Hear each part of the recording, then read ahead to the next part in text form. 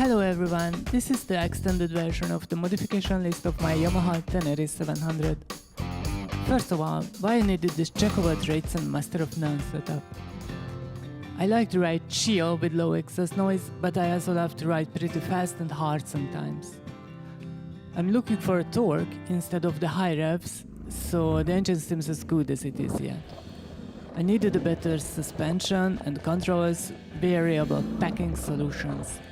I also wanted to protect my bike and put on some gadgets for fun. So as usually, I want all and I want it now.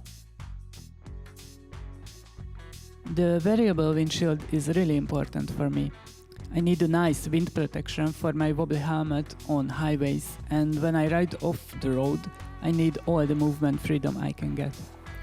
To change between high and low settings, only 4 screws needed to loosen and tighten by hand. I think it looks fancy in both positions. I also added a DIY transparent polycarbonate part into the hole for a better sealed upper position. Probably more expensive versions are even better, but this eBay found one works just fine for me. So I'm really happy for this modification. I made this 3D part to make the dashboard more steady while you can mount your RAM phone holder at the same time. You can download it from thingiverse.com for free. You also need some DIY skills to mount it properly. This is my navigation solution until I decide which professional system is better for my needs. I kept the old style 12V connector on the left hand side while added a double USB socket to the right. I can charge the phone while the bike is running, and this eBay price friendly mount keeps the phone in place even on rough terrain. Foldable mirror is a must on dirt roads. This one is okay to keep it away from harm of the side branch hits and bike fall damages. Unfortunately, it cannot be bent all the way down to the handlebar inside, so it blocks the dashboard side and doesn't let your body into upfront position. I'm not sure if this part is useful or not, but it was cheap on eBay and it's no weight at all, so I just added it to protect the headlight from harm. Also makes the bike look more angry. Proper handling the bike is mandatory for me. I need to set my levers in super micro precise grade, so this full adjustable level set is a must for me. It also bends when the bike falls, so it's a plus. The handguard is another hard choice. There are so many good ones on the market. This time I picked the Acerbis X Factory one because it has a steel core with plastic cover, nice color fit to my white on black coral style, and also I prefer the look over the most common Parkbuster brand. Motorbike vlogging is an unending creative experiment with the best and most interesting camera angles. This eBay price-friendly holder is one of my favorites. With the ball joints, I can set different positions while keeping the camera steady and safe. Another interesting perspective angle is the crash bar camera mount. It is a simple one and it does its job perfectly.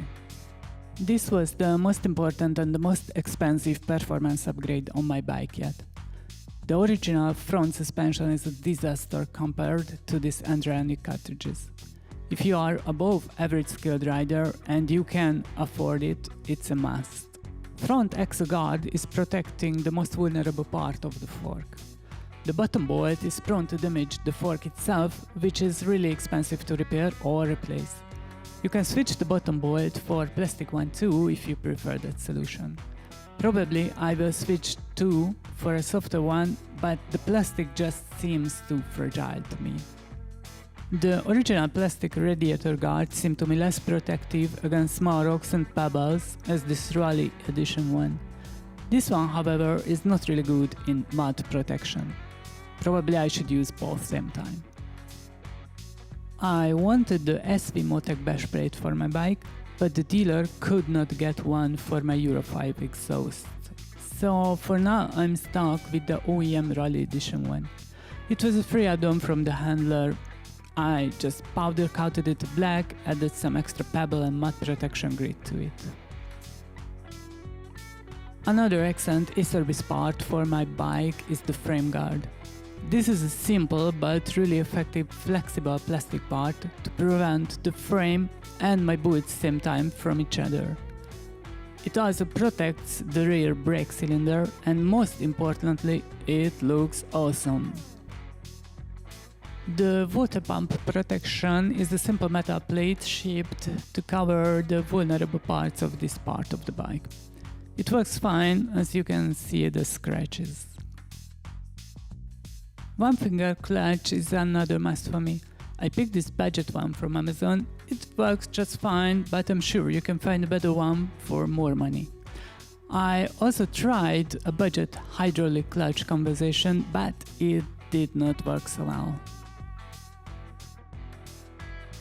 Since I am only 172 centimeters tall, one of my toes could barely touch the ground on the original height of the bike.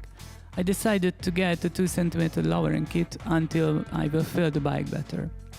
Now I can touch the ground at least 1 foot flat or both toes same time. One of the first hacks was for the T7, the no tool seat hack. This is a simple reverse mounting of the front seat holding bolts. It is awesome hack if you want to keep the original 2-part seat for your bike and don't want to screw the bolts in and out all the time. You need to reach the fuses or the air filter. I also like to remove the rear part while my packing's holding in the same place. So this is a double good solution for my needs. And yes, there are the 2 bolts. I ride a lot of dirt, so the OEM filter was no solution for me. I got a foam filter from OTR and I wanted a prep filter too. At the time, I was unable to get any good branded one, so I decided to make a custom 3D print lid with a foam prep filter. It works just perfect so far. The tail part solution from Yamaha is, well, something I don't like. I just got rid of it as fast as I could and I picked a random budget Amazon version to replace it. It needed some DIY tinkering to fit nicely, but finally I got what I needed.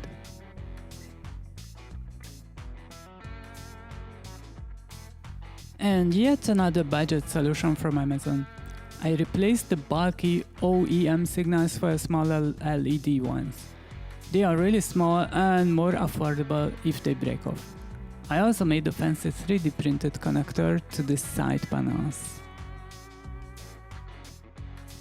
Heat guard for the huge OEM exhaust is a must because I use soft panniers from Enduristan. So why not Enduristan heat guard too? It's easy to fit and fancy for my eyes. And it works fine, of course. I read somewhere that I need to protect the rear plastic ABS sensor. So I did with a cheap metal thing from Amazon. I still hate ABS.